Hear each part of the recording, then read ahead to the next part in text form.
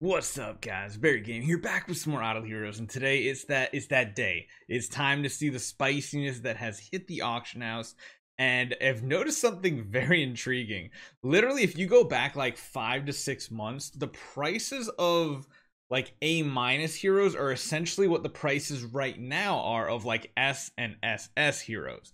Of course, all the big whales kind of got all their SSS heroes way in the early days. Most other people are like me. We're like, A- is fine. I can deal with Giant Killer. I don't need all those additional stats. But people who really want to compete with other whales, they're going to snag them up. But prices have really dropped. So hopefully you guys enjoy this one. Let's take a look. Let's jump right into it.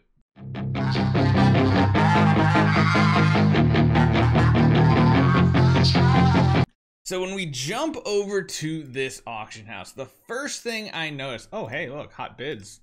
People are going for B tiers on, God, I want to call her Michelle every time, Natalie. So that's pretty interesting, especially since like prices have been pretty cheap. Might be worth grabbing one for pretty inexpensive before anything big happens. But let's do the big thing, the SSSS. SSSS, oh, you know what I'm getting at. All these characters, look at this. They're just like, even an Asmodel, 50,000. Granted, you could probably snag an A tier like I did for like 10, 15,000. So it is a big investment. The big ones that I noticed were all these Vestas down here. Pretty much going for probably around 50,000 if people are going for it. Is kind of like the difference between an A of any quality and an S tier is the fact that you get a fourth bonus and you get better bonuses off of that too. So not only are you getting the better stats here, you're getting a fourth one and you're getting more stats. If you actually jump on over to the Soul Temple, which one is it? This one here. You can actually see you get some bonus things. You can get some immunity to a certain type of CC. So if people are really pushing in Star Expedition, they're actually going for their support heroes to have an S tier copy, and they're going for like silence immunity. And that way they never have to worry about that because they don't need candy bar. And that's how some people are getting some really crazy Star Expedition numbers, because they don't need to use certain artifacts. They can go for more offensive means, more damage potential for their team. Honestly, silence immunity with the new illusion mirror on like your support heroes could be a new crazy meta with a ton of extra all damage dealt for your main damage dealer. Heck, you might even be able to get away with running like multiple damage dealers if they have something like silence immunity, which is just insane. So that's something that's really a big standout.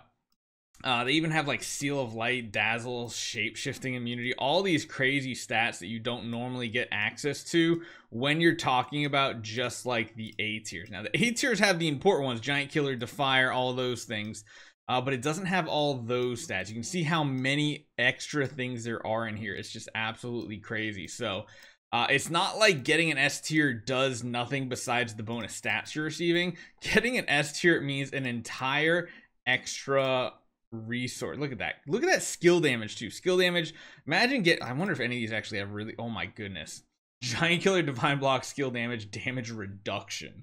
Now granted, this copy is a maxed out HP level here, but of course the attack is like, it is a good attack. It's kind of like on the high end of the A plus. But imagine seeing this. You see a red, but then you see an orange. Like, it's such a weird copy. It did hit SS, which is really awesome. Then you got this EOS up here. I don't see an EOS selling for that much, especially with bad stats that have to be re-rolled on top of that. But it's funny to see that you can essentially get like an S tier Vesta for about 50,000, which honestly, when you compare it to like Asmodel's having a little bit of a resurgence. We're going to be showing you guys a few things with our Asmodel. He can hit hard. He's not going to be your main carry hero, but he can be a good support slash secondary damage dealer on your account. Really awesome. The one thing I did not check is to see if anything hit. Oh wow, an Ithaca. So this is something I want to talk about. That feels so bad. Granted, they still sell for a certain amount because of the retirement value during Soul Awakening sessions. That's something that's important to note. Shaho, I can see a whale picking that up for some PvP. Look at this. Even an S tier Jara, 60,000. Another S tier. Wow, this one pretty similar to the last one. 60,000. You get another one of these coming at 50,000. This is usually one of the cheapest times to buy hero copies. And honestly, I would be surprised if this one gets sold pretty easily, because I don't think people are going to retire this copy. I think they're just going to use the Ithqua, and they're going to use it in the game mode that we have this week, the Celestial Force War in the Lair Expedition. In order to get to that 1,000 point mark, you need to have some non-transcendence heroes that can literally clear the hardest difficulty, because that is just absolutely insane, but pretty good. Now, the reality is most people aren't going to care about those tiers. They're going to care about these tiers here, and you're getting copies like this. Look at that Cruise. If that was any other hero, you would be drooling over this. Crit damage on top of like the or the treasure that just came out. You're probably gonna be easily crit damage capped, but it ended up on a Cruise, which, oh, it feels so bad. Now, granted, these are still going for a lot, because one thing you have to remember, even if you awaken the worst copy in the world, like the absolute worst, and it gets like an A tier, it's gonna sell for at least 8,000, probably like 7,000, really, because what people are gonna do during these Soul Awakening sessions, they're gonna buy up these high tier copies that are less than the retirement value, because they don't really care about the starry gems. They care about just the overall starry gem count between starry gem, contract, prism, all of those, because that's gonna give them the chance to move up on the leaderboard. And any of these will sell, so it's like you could literally awaken a Lutz and it'll still go for something for people looking to push this leaderboard, which, yeah, this is a heck of a push already. It's up honestly 400 or 4,000 more points than it was yesterday, and it's only just gonna keep climbing higher and higher. But in reality, like I said, these copies, they probably will sell. Maybe not for like 7. It's gonna have to go for less, because of course they want the retirement value. This one might actually sell, though, for a good value, because of how important she is in Star Expedition boss fights. Same with Gurk. Zerx might actually do it. Oh my god, this is the perfect example, and this person is delusional. So let's just say you're this person. You are just awakening everything and anything. You hit this copy. Well, number one, if you're one of those people going for the top ranks in the Soul Awakening session, just retire it. Simple as that.